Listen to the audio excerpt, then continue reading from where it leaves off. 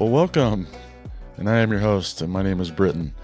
Today, I just wanted to get on here before we start our conversation and let you know that I am not a psychologist or a psychiatrist. I speak to people that are in those professions, and this channel is for information only. Hopefully, it's good information that you can apply to your life. So, as I speak to those guests, and if you feel like you want to support any of those, some of them are authors, blogs, mental health advocates. They have foundations, not-for-profits. If you want to support those people, I'll put the links in the description below. Also, if you'd like to support the Suicide Monk podcast and help keep this moving forward, I'll put that GoFundMe in the link below. I'll put the link down there for the Ashes to Life coaching as well. And don't forget to like and subscribe. It helps us keep moving forward. And any prayers, lifting up, good vibes, we will take them. Thanks a lot. Again, we'll see you on the good side. Well, welcome to the Suicide Monk, and I am your host, and my name is Britton Day. Today we are talking to Michaela Giordano. I've been trying this all morning, and I have it, and then I mess it up. So, Giordano. There you go. There you go. Giordano Castro, and she's a licensed clinical social worker. What is IFS? You're trained in IFS. Tell me what that is. Internal Family Systems Therapy. Okay, so IFS. You'd reached out to be on the podcast because you wanted to talk about the spirituality and the effects of suicide, and which is a great subject. I don't normally go down the subject road because it's more story oriented, but this is my favorite subject, is spirituality and the effects, especially right now because I'm questioning my own in a way that I've never questioned it before.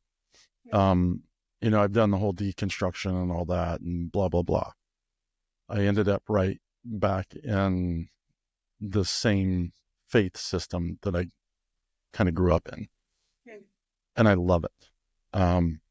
I've hated it for a very, very long time for different reasons, but we'll get into that. So you have a coaching business as well, and you empower women through spirituality or struggling with spirituality. I'm assuming that they have an upbringing in a probably a church setting of some sort, I'm guessing, and that has not worked for them the way it works for other people, assumptively. All assumption right now.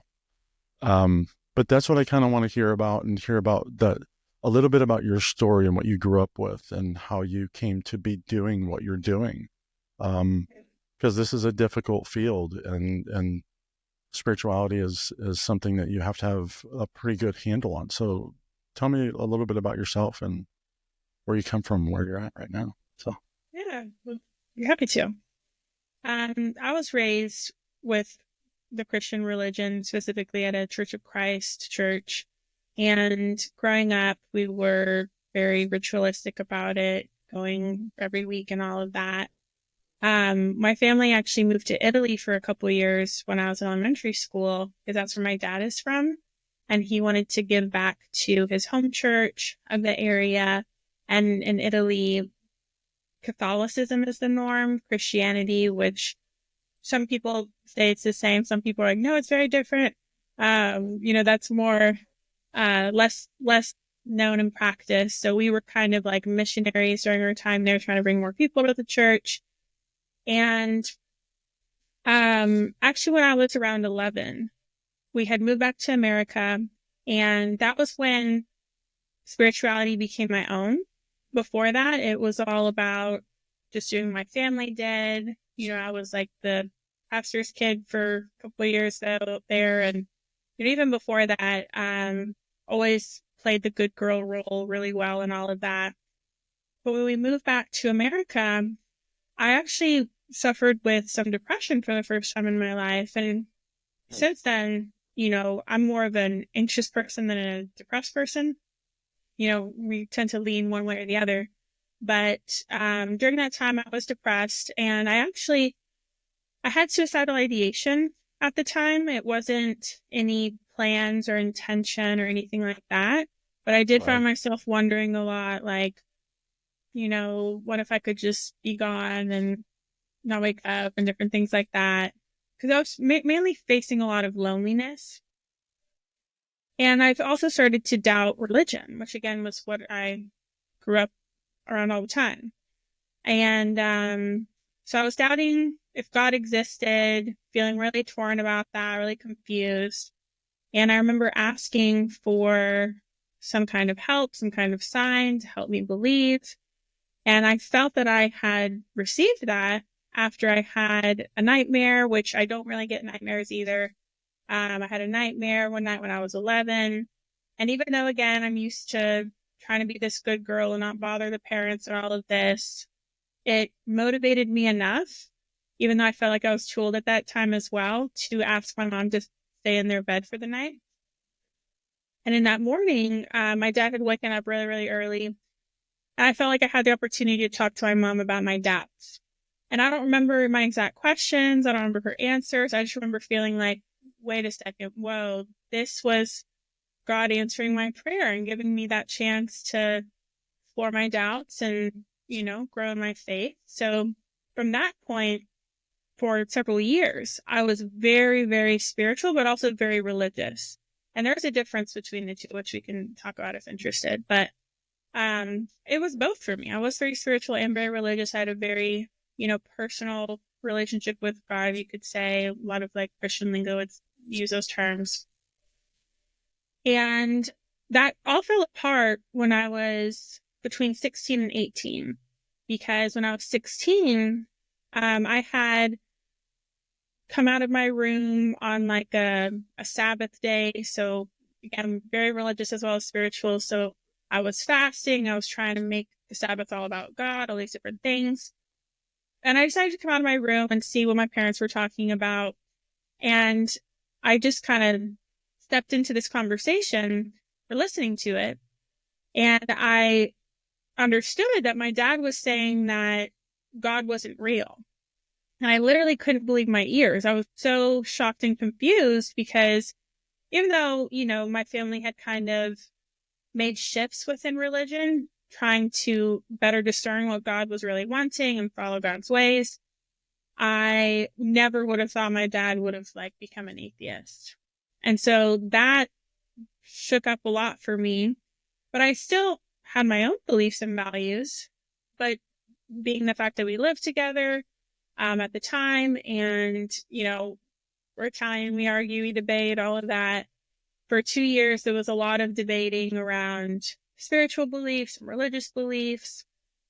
And I think that just kind of forced me to really take a harder look at spirituality, at religion specifically. And what I ended up doing is I wasn't able to uphold my religious beliefs, even though I had actually really wanted to remain Christian. It was nothing like I was unhappy with Christianity or I wanted to do things Christians wouldn't approve of. I was wanting to be Christian. I was happy within that. But I was just faced with so much doubt and questioning of things. It fell apart and I couldn't keep it together, even though I tried really hard. So I like to say I let the door close for religion. I wanted to keep it open, but I couldn't anymore. I let that door close. And then I also chose to close the door on spirituality, I think, during that time as well, because it all just seemed so foreign and scary without, the religious structure. And I was also very hurt by the fact that even though I believed so strongly and I knew so many people I respected that believed and all these things, it made it hard to trust myself again and trust exploring the unknown. I just wanted nothing to do with what wasn't science and here right now. That was kind of my experience for a long time. But after 10 years of living as an agnostic, I wouldn't claim atheism personally because I was like, I just don't know. But I did learn things and experience things within spirituality that I still felt like, yeah, there could be something there. But again, I didn't want anything to do with it because I didn't want to get hurt. So I just lived as an agnostic for 10 years.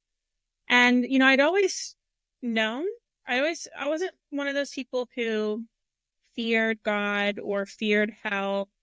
because deep down I knew, if there was something out there, personally, I believe, it would either be neutral or benevolent. And I knew that I was so willing to live for God that I was like, there's no way that he would just, shrug his shoulders and let me die and go to hell without, helping me out in some way. But even though I didn't believe that would come through in a religious sense, I just kind of forgot about it in general. And then, like I was saying, 10 years later, I had my spiritual awakening, you could say. And I wasn't even really like desperate or seeking it. It just kind of happened. And now looking back, I'm like, oh, so maybe this is why. Maybe, I felt this pull to do the coaching for those who are struggling with religion. And looking back, I feel like, okay, maybe this is why I had to, lose religion. I had to go through the pain of that and learn to cope with that and learn how to reconnect with spirituality. And now my mission is to help others in that struggle to do the same. So, so tell me a little bit about what religion is in your definition. Because there's a bad connotation about religion, period. Yeah. And you hear that in biblical text. Well, Jesus was like, he didn't come, to build a new church or a new religion. It was to basically set us free from that. So what is, and then you enter into a religious practice willingly and knowing these texts. So what is the religion format for you? What does that look like? Yeah. And how does that differ between the spirituality side of it? Yeah. Yeah, the research supports this difference between religion and spirituality too, which I'll touch on. But how I see religion is like a structure. It's like a set of agreements of, if you're in this religion, maybe not 100% is what you believe and what you do, but at least a majority of what you believe and do is in alignment with those of this religion. And so I see it a lot as like, again, the structure of agreements of, either what we believe or what we do, or a combination of the two, what we see as right and wrong, different things like that. So it's more like a mindset thing when it comes to religion, of beliefs and choices too. Whereas spirituality is more based in relationship, connection, emotion, these kinds of things. So, research on people who are, well, really, the research has been on everyone, all kinds of people. And what was found is that people can be religious, but not spiritual. Some are religious, but not spiritual. And some are spiritual, but not religious. So they're not hand in hand. One could have a connection to something greater, have, the emotions and the experiences as a result of that connection, and not be part of any kind of organized set of agreements of anything in particular when it comes to religion. Sure. So how would somebody, I guess as you're talking, I'm looking at this, I'm like, can you have one without the other? And as I look at it, briefly, spirituality without structure makes it very loose and doesn't give you, it doesn't give you a clear path to walk per se.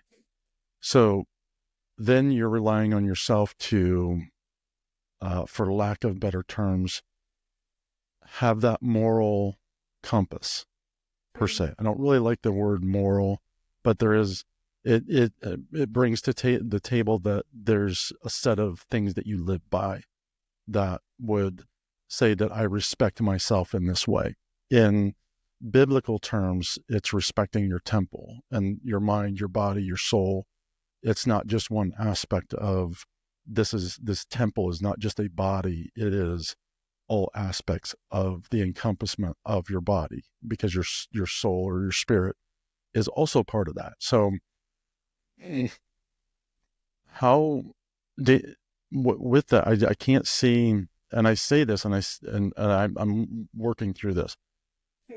Spirituality doesn't necessarily have like a prayer life to it, like I'm going to let go of these things and surrender my will to this and turn it over to this creator or this deity that I believe in because I can't harbor this stuff anymore. Say it's addiction or food or cutting, or there's nowhere to lay these things at a feet if it's loosely spiritual. So this is, and I don't have a problem with that. Like, does that make Well, I'm curious sense? what makes you say that. Well, it's just what I'm thinking. Like, without structure, you really don't have to. You can just say, "Oh, the universe." What Mm-hmm. the universe? What Hmm. the Yeah. universe just made it happen. Like you don't have any engagement in your active spiritual life other than the universe willed it. Hmm. So how do you kind of guide people through that? Because most people in this country have had Christian religious damage. Mm-hmm. And Yeah. you're seeing a major flux of not just now, but from probably 50s and 60s, where this deconstruction of their faith started to happen. And then in the last 10 to 15 years, it has snowballed. Like it Mm-hmm. finally caught the avalanche and it took off, and people are like, but Yeah. they're throwing the baby out with the bathwater as well. I agree. And that's Yeah. my point. Like, Well, I agree that the baby is being thrown out with the bathwater for too many people, which is another reason why I'm passionate about this. But, to kind of touch on what you started with, you were saying something along the lines of, like, without religion, there is no structure. And without that structure, you have to rely on yourself for the moral compass, and you don't have, feet to lay these burdens down before. right. Um, so, what I have found in my journey of spirituality outside of religion is actually that we do. Okay, this is just my opinion, what I've learned, and my conclusions to this point. So, Sure. I now believe that we do want to find our path through the self, and that the self is actually very different from what we were taught it was in Christianity. Christianity is rooted in this theology that all humans have original sin. So even as a brand new baby, you are deserving of hell because you have fallen short of God's holiness. Now, I'm sure there's some sects who would say differently, without a doubt, but even just if you look at the message of Jesus under the guise, for lack of a better word, of Christianity, I say this because I've also been doing more research into Jesus and his message, and there are many people who claim that he didn't come to save us from our sins, but to teach us God's way and how to be closer to God and that kind of thing, like Jesus was. But again, even if you don't believe, God would send babies to hell just because of original sin, he can't help but do that.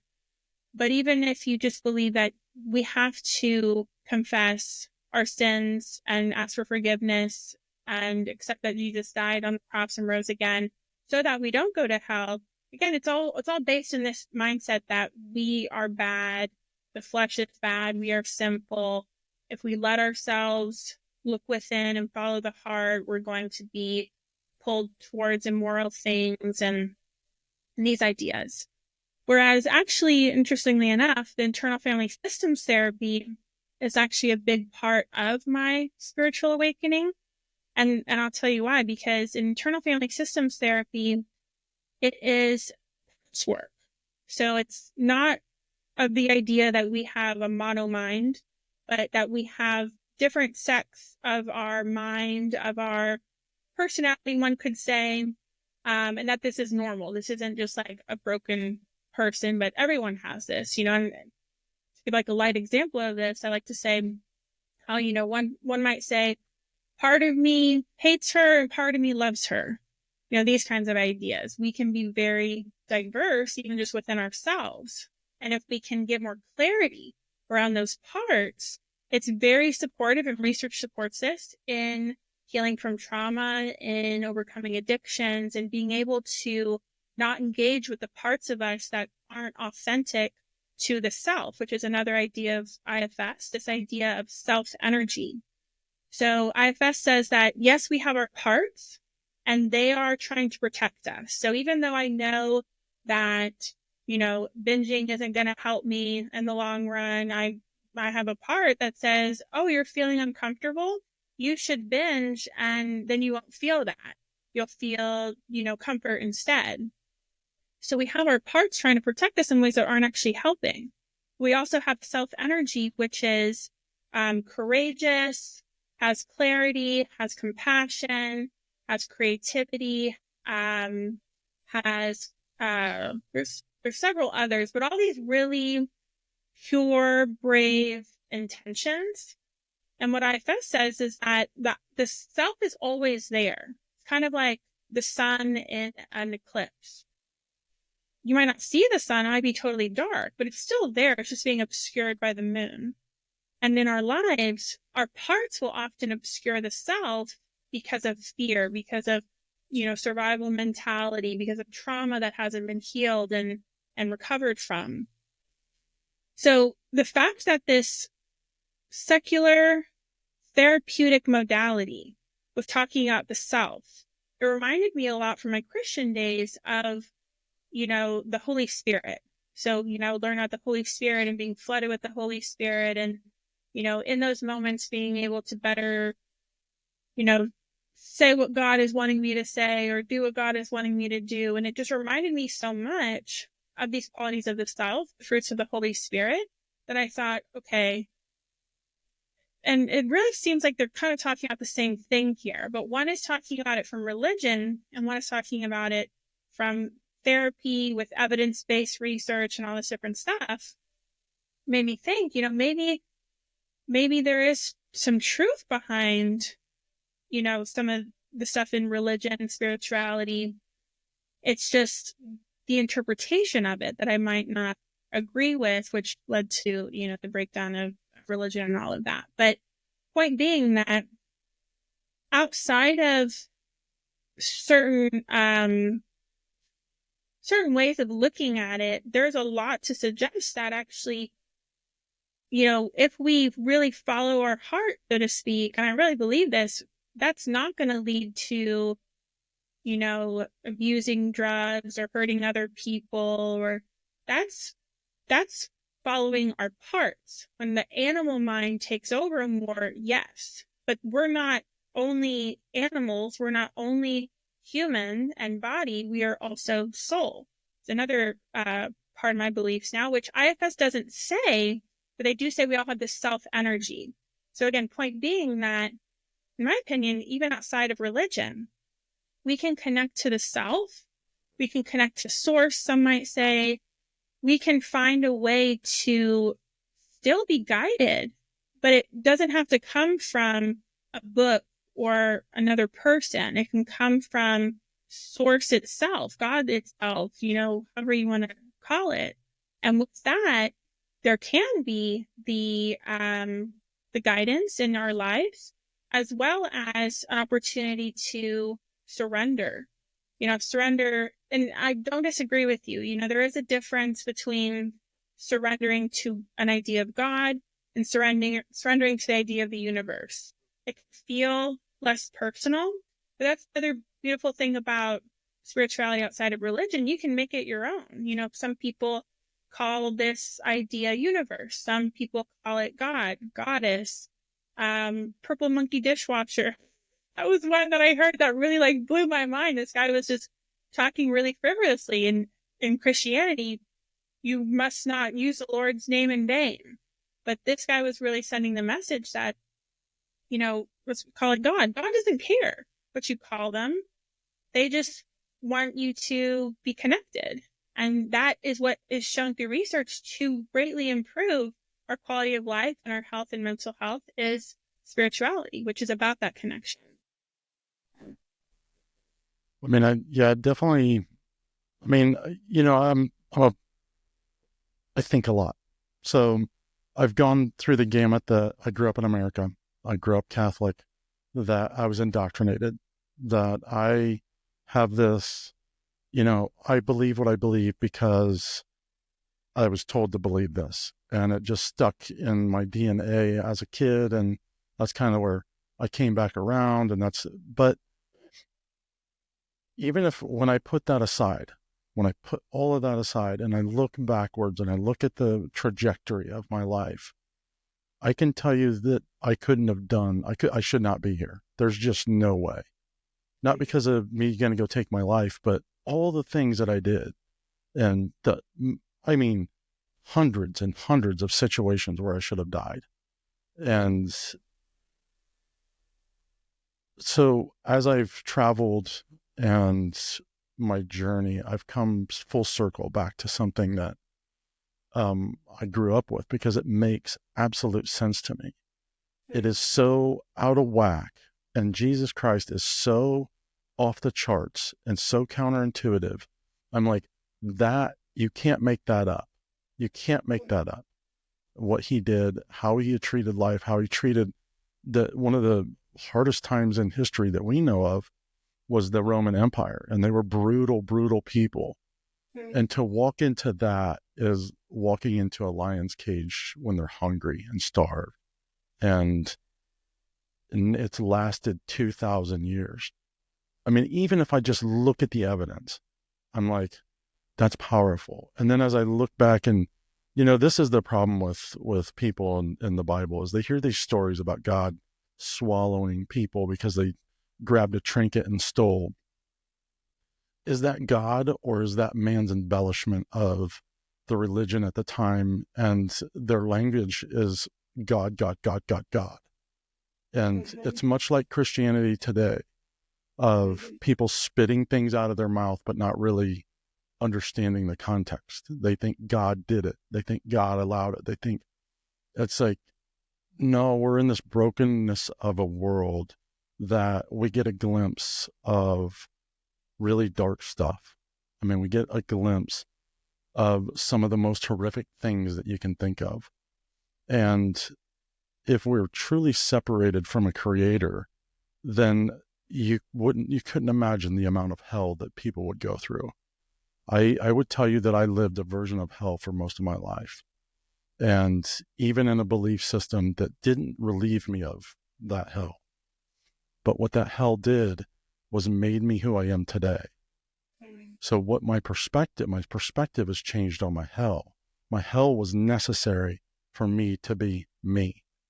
And I have a really hard time, and I'm struggling with all this because I'm finding that, and I don't know where I land on this, but I'm finding that even Christ is being taken out of biblical terms and made a spiritual entity that doesn't really align with biblical passage. So, and that's why I'm wondering, is it being treated too loosely? The spiritual, and I don't really, it's not my job to lead people to God or Christ, or like, I have a hard enough time leading people out of a darkness that because most people where I'm at in the suicide realm have been so damaged by Christ, they don't want to hear about it. They've been so damaged by God, they don't want to have anything to do with it.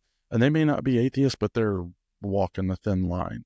And because of the damage, it's not even necessarily their fault. It's the perspective and the rejection and the hate and all the things that they've been shown push them away. But what I find when I read the Bible and when I enter into it in a spiritual mindset, I find that I see God in the ebb and flow, not in the actual word, but between the words. He's doing the work between the pages, and where everybody takes it all literal, and it's been translated so many times that people are like, oh, it's got to be false. No, you can't lose the essence of God by misrepresenting a word. He will always find a way to represent it well if you pay attention. And that's where in my life I'm looking at this, and I look at the ebb and flow. And so many people are hurt because they're not getting what they want. Like when I pray, I'm not getting what I want. I'm still poor. I'm still don't talk to my family. My family still hates me. But guess what? My internal is right. My head is right. My heart is oriented right. Does it mean everything's going to work out the way I want it to? Absolutely not. Because if it did, look at what it got me in the first place. Look at what my will took away from me. And that it cost me everything. So we're so caught up and we're so afraid to just sit back and relax and have faith. So how do you guide people into, because there is a lot of faith when you start dealing with anxiety, OCD, for these things to unfold, because those are fear-based responses to life, rage, same thing. Mm-hmm. I find that I could not combat my anger without my faith, literally without faith, because I don't know any different. That is my response system, reacting to the world that I've grown up in that's given me absolute evidence that I should be afraid. And even though I'm a 200-pound man and can take care of myself, fear is a major factor to my response system and going out into the world. And I think it is for a lot of people. So how do you guide them through that? It's not just a self-discovery of you're good enough or you have a light, or how do you push them into the spirituality, and how have you seen that effectively transform somebody?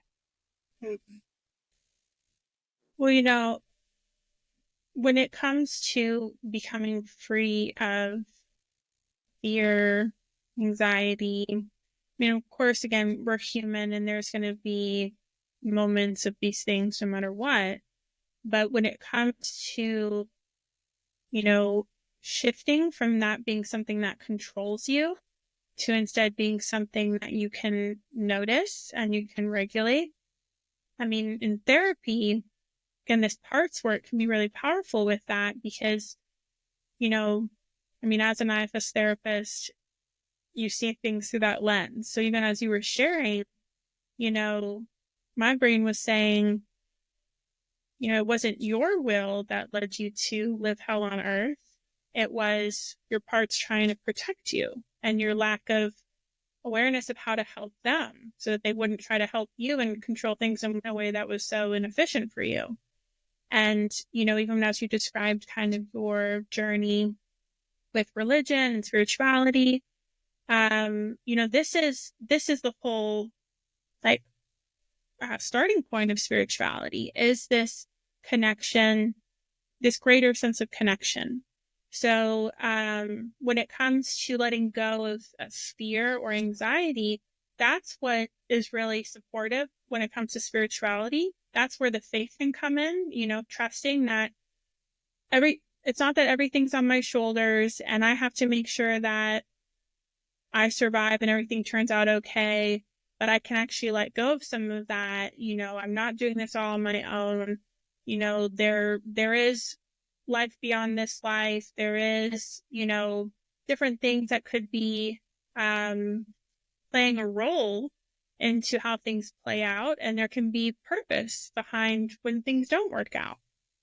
Kind of like even with what you're saying about realizing how your hell made you who you are. So again, in therapy, that's why I started this coaching work, because I don't push anyone with spirituality in my therapy work, but I do encourage those in the coaching because that's what they're there for. So in therapy, it's a matter of recognizing your parts and helping them, kind of like parenting these inner children who think it's better for you to be scared and angry than to be, surrendering to God and focusing on what's helpful. Whereas in spirituality, that's what we are talking more about, is surrendering to a greater power, whatever that looks like for you. Um, and also going through the process of feeling to heal. You know, a lot of what we hold on to based on those traumas of, you know, like you were saying, like the reasons you have to not feel safe, the reasons your parts are always focusing on as to why not to feel safe. Our parts literally get stuck in time. They get stuck in the past where we are going through those dangerous situations. You know, our conscious logical prefrontal cortex part of the brain is dormant, not entirely, but it's more dormant when the primal brain is active and we're angry, anxious, or afraid. And in our primal brain and the amygdala, we remember everything. But even if we don't consciously remember it, and that's again because the prefrontal cortex can be dormant. So basically what I'm saying is that even though we might not be thinking about it or remembering it, the reason our parts will say, no matter how much you've changed in your life, no matter how much things are different, that you're still in danger, is because they're stuck in that trauma from the past. And doing feel to heal work can be helpful in helping our parts understand, no, that's over. You know, we don't have to fear that anymore, as well as the kind of like inner parenting we can do with our parts. So that's kind of the therapeutic side, but spiritually, I mean, it's just right there. It's a lot easier, honestly, with spirituality to let go of these things, which is why the research shows so clearly that those with spirituality, and again, this is a personal, strong relationship spirituality, there's 80% less risk of depression, 40 to 80% less risk of substance abuse in adolescents. There's precortical thickening. So basically, the brain is literally structured to be less depressed when we're exercising spirituality and living a life of that connection, that deeper sense of connection. And there's more, you know, grit, resiliency, optimism, all these different things that just naturally come with it. So it definitely simplifies things. Yeah, yeah. Um, so can you define spirituality for me? Because I struggle with it. It's also another loose term, and I would say I'm a spiritual person, but I also have, and this is what I mean by the religious side of it, because the Bible encompasses religion as well as a freedom, an immense freedom that I've discovered. But I read for myself. So, and I'm not just narrating it to fit my own lifestyle. I'm narrating to say, well, I didn't learn some of these things. I didn't learn, you know, there's a desire in me to not be this, but I don't know how to be anything different.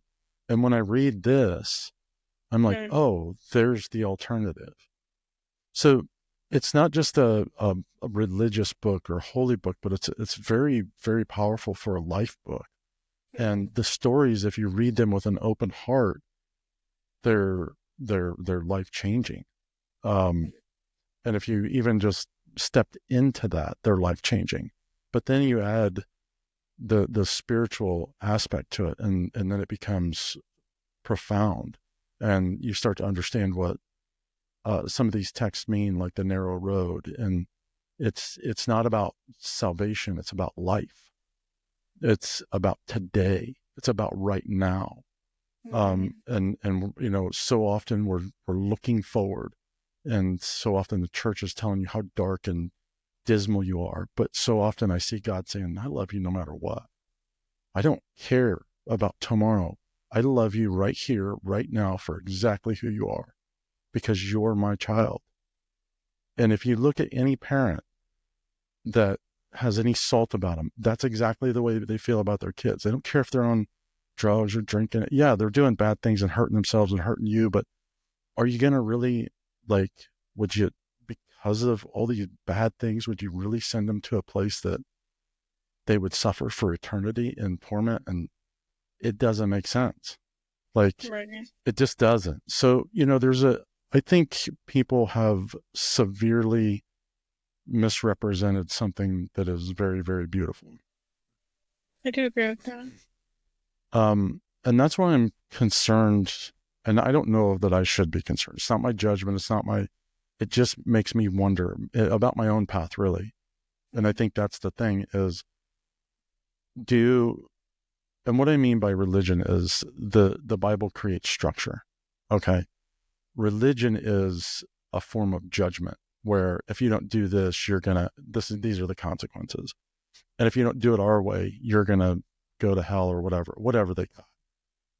I don't, the consequences are if you do this, it's not a heaven or hell issue. It's you're likely going to screw up your life. You go do heroin, you're more than likely to go screw up your life. And there's consequences to destroying your temple. You end up with sores, disease, death. I mean, jail. Like there are consequences. That's what I find so beautiful about the Bible. It's like, not here to judge you, here to tell you that you don't have to live that way.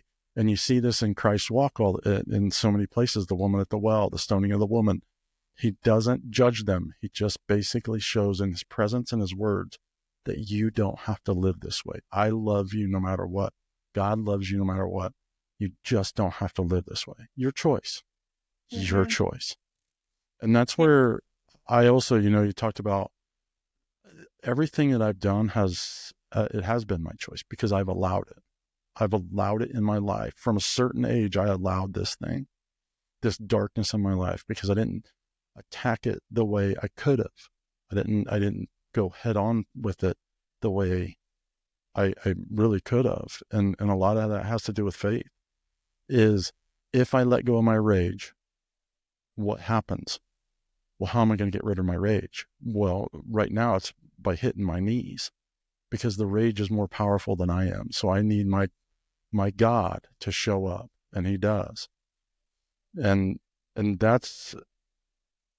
I'm wondering if I just don't understand spirituality like I did before. And that's because I'm moving into something and reading more intentionally, praying more intentionally. And I'm naturally now moving towards these things. I'm naturally taking care of my temple, my body, my soul, because that's the desire that's been put in me, not because I'm trying to be something.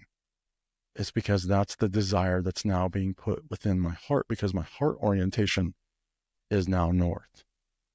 It's not going here and here. It's going straight north.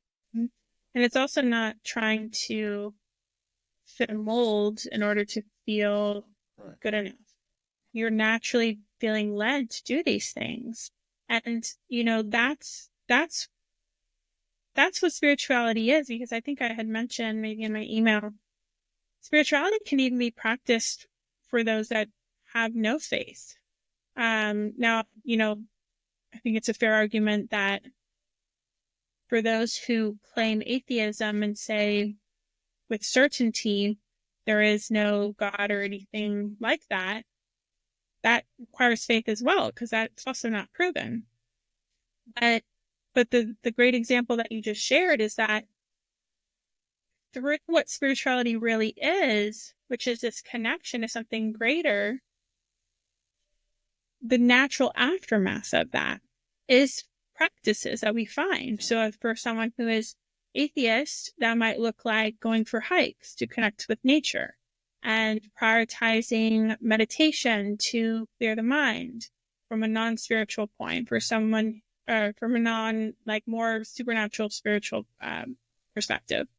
But someone who maybe is more open to the supernatural and even just science that we don't understand yet that we now call spirituality, they could do the same thing. They could add in more traditionally spiritual practices of prayer or, like days of rest or different things like that. But my point is that when we are connected and we are pursuing that connection, this is the natural aftermath. So even for someone who doesn't use the Bible, and I agree with you, I think it sounds like in many ways we would agree that the Bible is not word for word God's word given to us in 2025. because it has been edited. And within that, there is still so much beauty and sustenance within the Bible that we can benefit from.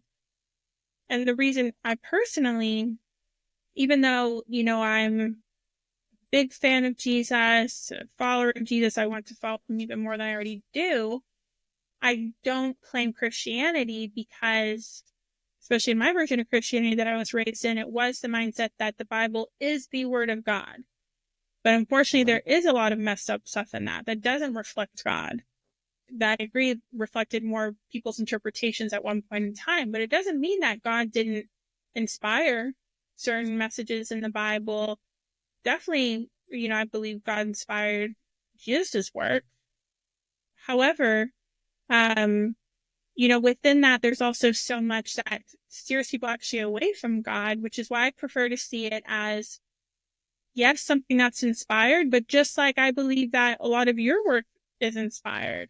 It doesn't mean it's perfect and that every single thing is coming out of God's mouth, but all of us can be inspired by God. Someone might find another book, like a more modern book, and see the results of reading it on their life as you and others seeing the Bible impact, your life. It is a matter of finding those ideas that we weren't raised in. We're always learning, and that's how we make change in our life. We learn how to do things differently. When you say earlier that you chose what you chose and you could have tackled things differently, would you say that you didn't know how to do it differently at the time, or what would you say is the reason you didn't? Absolutely. So, But I can't blame anybody else for my actions.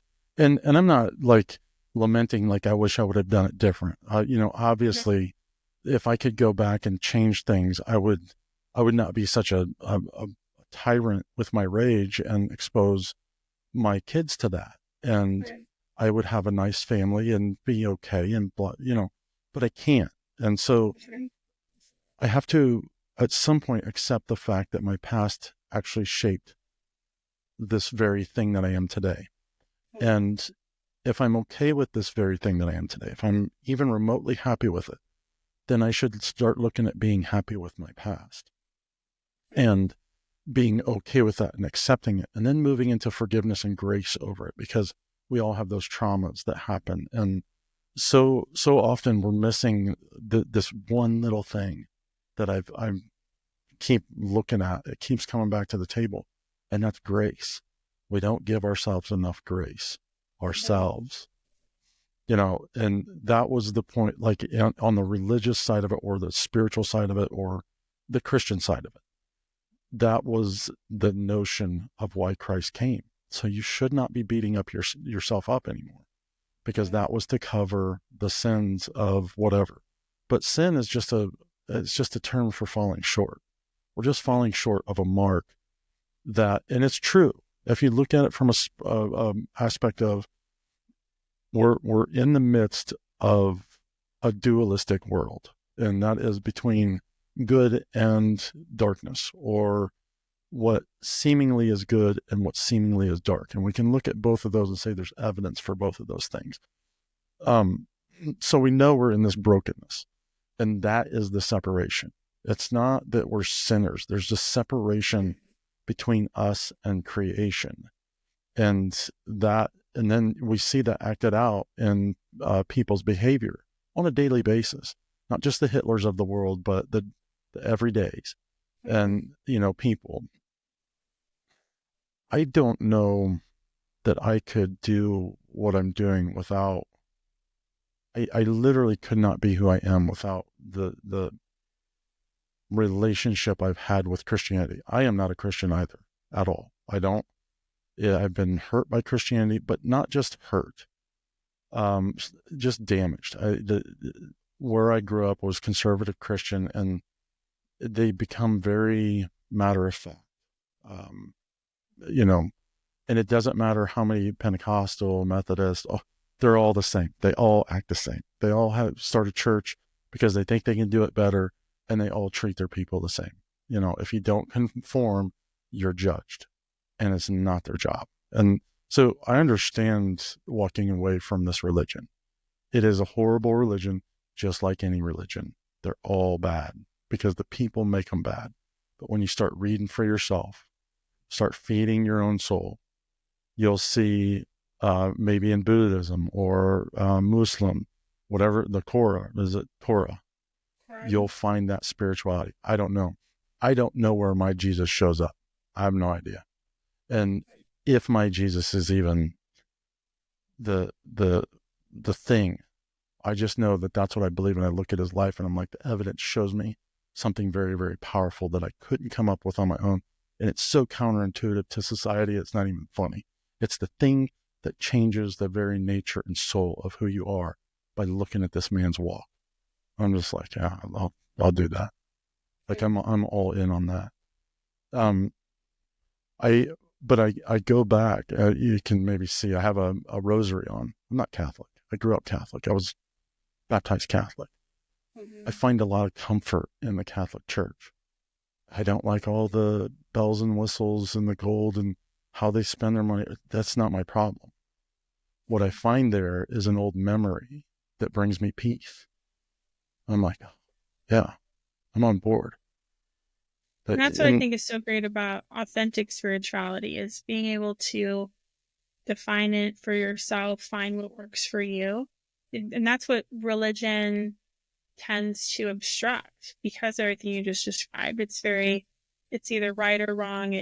It's this way or you're shunned, or you need to find a new church, or different things like that. Whereas if we can just let go of religion as a structure, now as like a cultural thing, that's different. Like you just were mentioning, finding comfort in it just because of the I'm looking on the word now, the fondness for the past, whatever that yeah, word is. yeah, Um, or just, the history, the culture. I mean, all of that is wonderful. But I truly believe that as important as spirituality is, and as how helpful religion can sometimes be to getting people connected to spirituality, sometimes that's the case. I mean, that was my situation. I was initially introduced to spirituality through religion.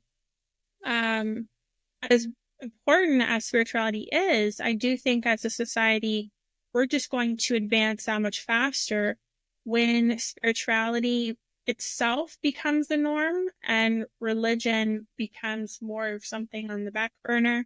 Whereas right now, we're seeing so many people leave religion, but also so many people, closing off to spirituality. Now, this isn't I don't try to remember. I think I saw a statistic of like 33% of Americans are spiritual but not religious.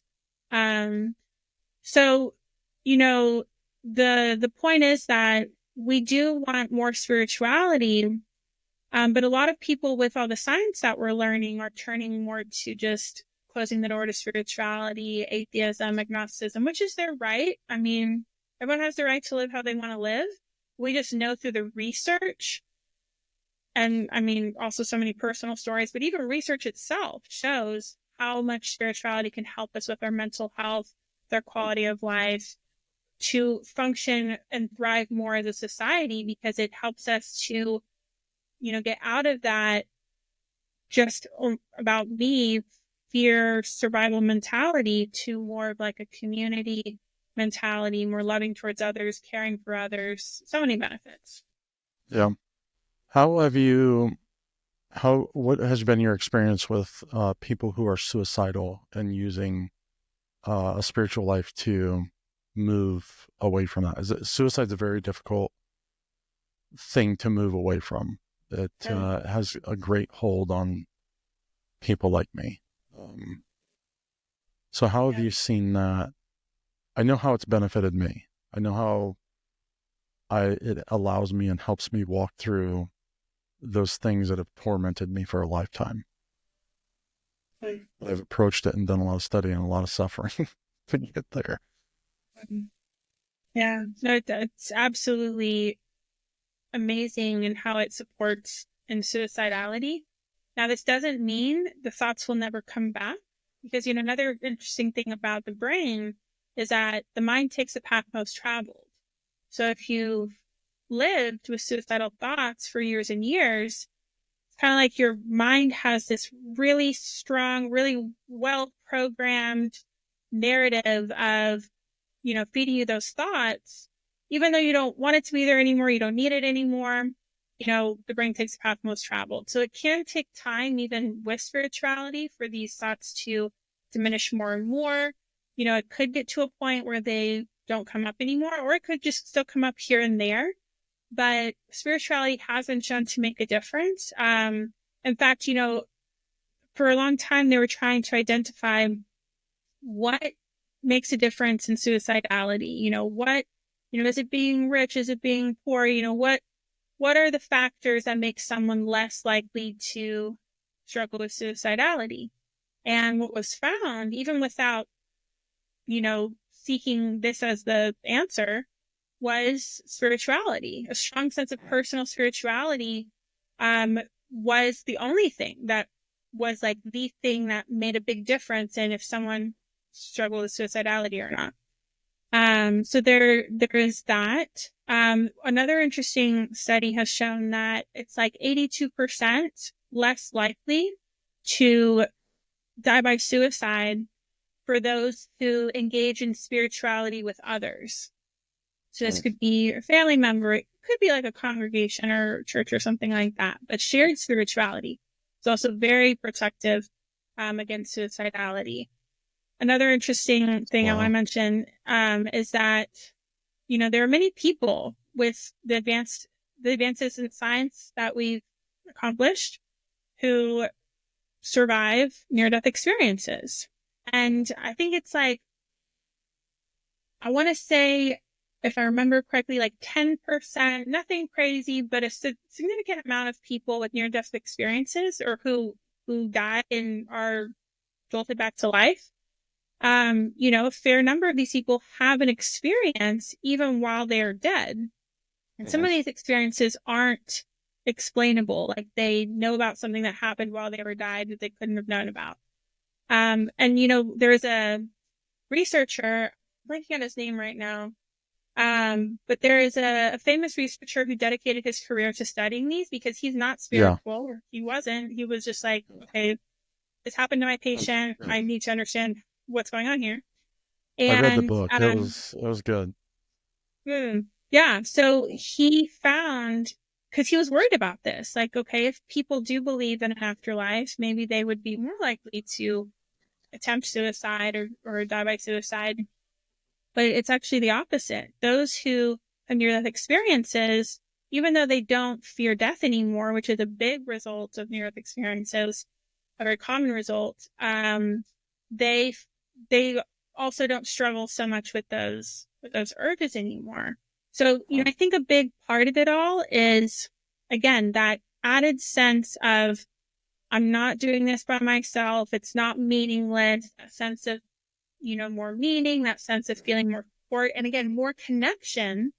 I mean, we know having people that we can turn to is a game changer in our health and in our quality and longevity of life. Even if it's just, 2, 3, 4 people that we can call in a time of need, stark differences in our health and life outcomes compared to those who don't have people that they can turn to. So connection of itself is so important for us. We're social creatures.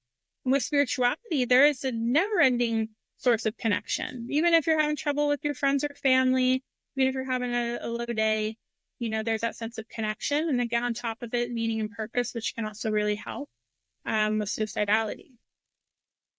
Yeah. I found, even with my spirituality, it's been very difficult to move forward.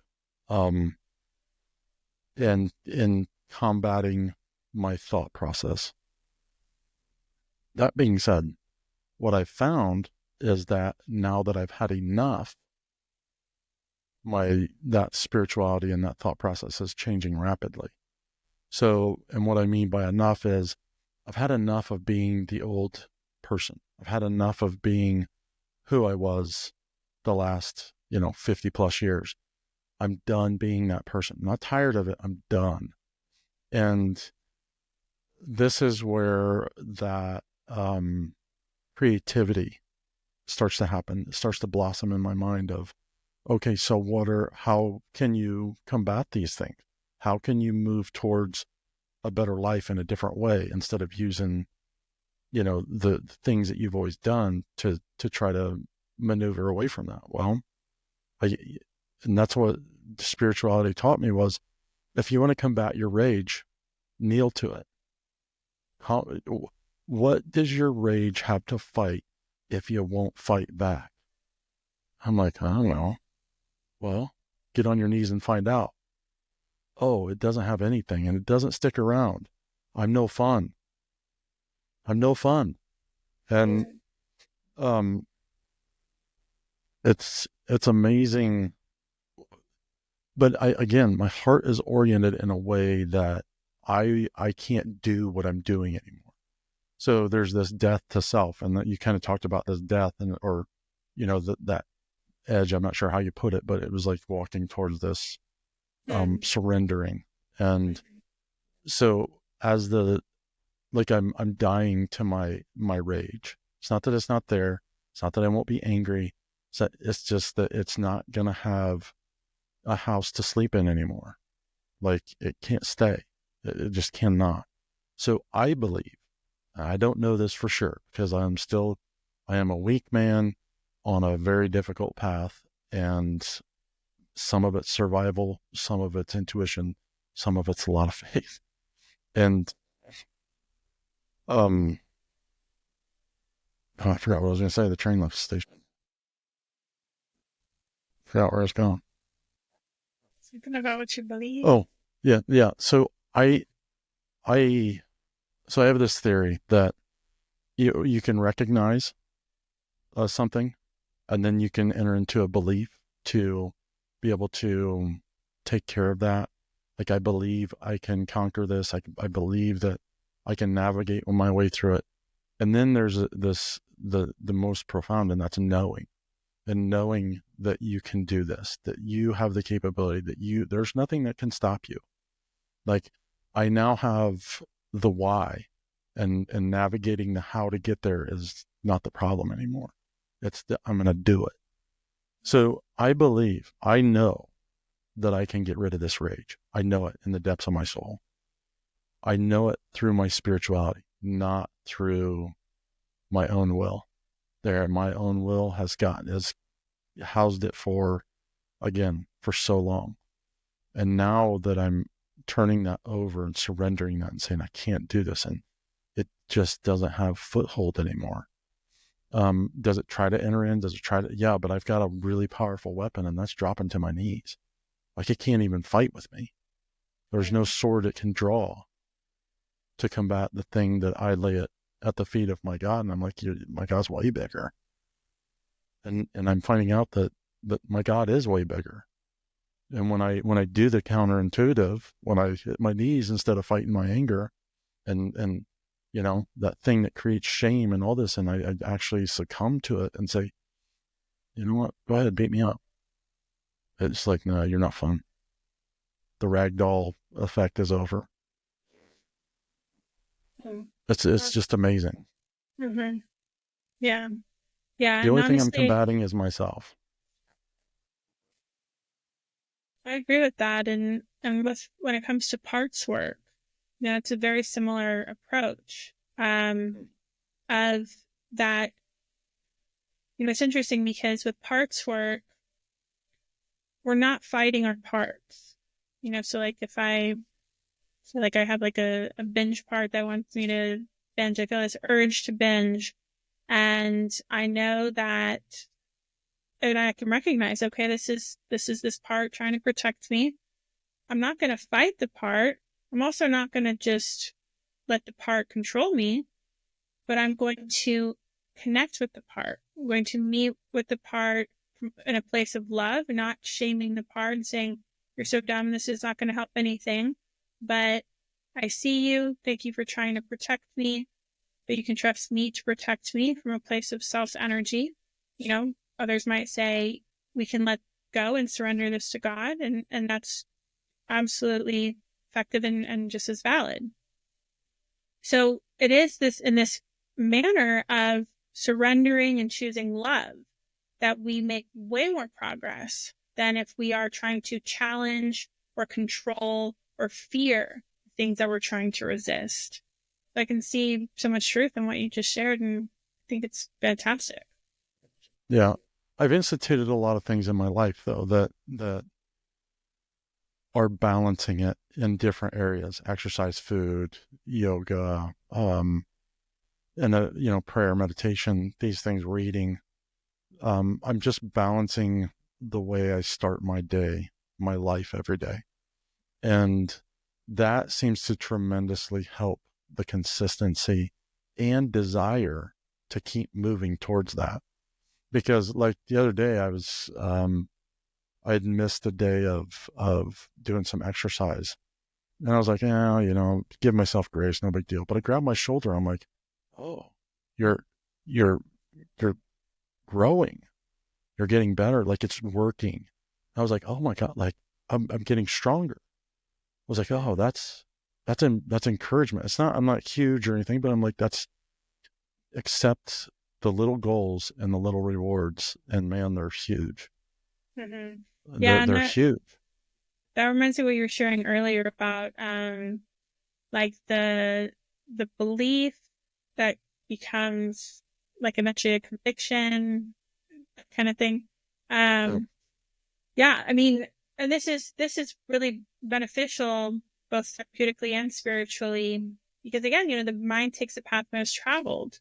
So the more awareness we have to redirect the mind in a way that is more authentic to the self, to our values, to these kinds of things, the more ease there will be in that, but also in trying to heal the narratives of past versions of ourselves that might say the world is dangerous, life is meaningless, or different things that bring us down. When we have that awareness, we can reframe the thoughts. I mean, we can, again, meet the part with, hey, I know, you're just saying this because that's what you're conditioned to believe, but you can let that go. You can trust me. And then you train the brain by thinking in a way that is helpful. But another thing on top of that is building the evidence for that new narrative, because you're right. You could say, all the evidence points to life being dangerous, but that depends on what all the evidence you're focusing on is. Yeah, there's plenty. We can find all kinds of evidence for all kinds of beliefs. And as someone who grew up with a father who was into all kinds of conspiracies, I mean, if you're looking at this information and not this information, anything could look totally true and anything true could look totally false. So, and our brains are programmed to do this. We have what's called the reticular activating system. And literally our brains want to just live in confirmation bias. If your narrative is the world is dangerous, your brain is going to pick and absorb only the information Right. that supports that. So Right. as we train ourselves into the person we want to be, yeah, a big part of that is having awareness and gratitude for our shifts, but also looking for any little bit of confirmation that, oh, I do have a, relationship with God or the universe or whatever, I received this message today or received this encouragement today, and just noticing these things can structure a totally new worldview that could be empowering us versus pulling us down. Huh. Yeah. Interesting. Um, you deal with a lot of ADHD and OCD and stuff like that. And also you had mentioned bicultural. So is that like the Spanish community or Yeah, that's in reference to my like bicultural experience growing up between America and Italy. So in I can Italy? relate to Yeah, clients who are like not fully American, but not fully of another culture. It's like that kind of that's specialization. fair. That's fair. Um, well, we're gonna go ahead and close this out. Is there anything you want to leave us with that we haven't really mentioned here today? Any words of encouragement or things that have really changed the path for you that have been a benefit and a blessing? Yeah, I would just want to really encourage anyone listening to honor your own path with spirituality. Like I had said, I closed the door on it for 10 years and lived without it. And you can absolutely live that way. But there is so much truth in what we've talked about here today, which is that it helps that much more to challenge and overcome struggles with anxiety, with depression, suicidal thoughts. And we have hard data backing this up. So that's not to say you need to force yourself into a spiritual path, but I just want to encourage people to know that there are ways you can practice spirituality even without any kind of faith, even just taking time to meditate, taking time out in nature. Now, I will say that for those who struggle out with suicidal thoughts, meditation may not be the starting point. It just depends on the person, because sometimes meditation can be like a way to give a stage and a microphone to those suicidal parts. We don't want to just open up to listen to them. So if you can find a way to meditate that keeps your focus away from those thoughts, then that could be great. Or it could be something like journaling. That's even a spiritual practice. Even just practicing mindfulness while you're doing something like cooking or walking. But yeah, there's many ways to practice spirituality, and I just encourage people to reflect on what it might mean in your life to invest in your spirituality more, and to also know that you can do it in your way. There's not a right or wrong way to go about it. It's about connecting to something deeper within yourself, as well as connecting more to the wholeness of, the oneness of life itself. And there's lots out there for support. So, I am taking on coaching clients if anyone would like that type of support. But I also have different resources on my YouTube channel and on my social media. Try to share supportive content around this topic. Yeah, I just really encourage everyone to just know that spirituality can help, but to be open to going about it in their own time and in their own way. Yeah. Yeah. I'll leave you with this. I heard this quote and I can't remember who said it. And this is my problem. I hear these really cool things and I can't remember who said it. So if you remember who said it, say something. He's like, it's easy for people to believe, or I think they were talking about atheists, that the known universe was born of a virgin birth. Basically, came from nothing. But they can't believe in a virgin birth of Christ. I'm like, oh, that's interesting. Yeah, that's so interesting. Like, so you can believe in the virgin birth of our existence, but you can't believe in the virgin birth of Christ. I was like, oh, that's pretty damn cool. Yeah. We all have faith in one way or another, whether we recognize it or not. Yeah, exactly. You believe in something whether you don't believe. So I actually heard this girl. She grew up. She's on the internet. She's all over the place, speaking about her atheism, and complaining about Christianity and blah blah blah, because she grew up as a PK. And I'm like, all you're doing is preaching your religion. That's it. Atheism. Atheism is your religion, and you're doing the same thing that you grew up with. That's sad.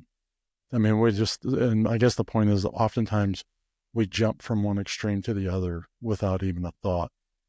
And that's where balance is really important. You don't have to believe fully in this or that, or do this or that fully. You can manage it and balance it out in your life and let it reveal itself the way it needs to for you. Yeah. So thank you so much for being here. Thanks for being on the Suicide Monk and sharing your knowledge in spirituality. I love conversations like this. I love spiritual conversation. It's my belief is not the one. So that's what I enjoy about it, is that people do find their own way there. And I always have questions about people's journey and what does it look like without the things that I might bring to the table. How is that stripped down for somebody else, and how are they adding on the things that do work for them? I find that fascinating, because I mean, again, I'm not going into the Bible intentionally making it fit my narrative, but the reality is I'm probably doing that in some way, Um, subconsciously. yeah, we all have that reticular activating system looking, to confirm our biases, but being intentional and being aware. I mean, those are just key. I mean, we're human. We're not going to be perfect, but being intentional and being aware is really transformative. And it's been a pleasure being here. Thank you so much for having me as well. Yeah, we'll see you on the good side.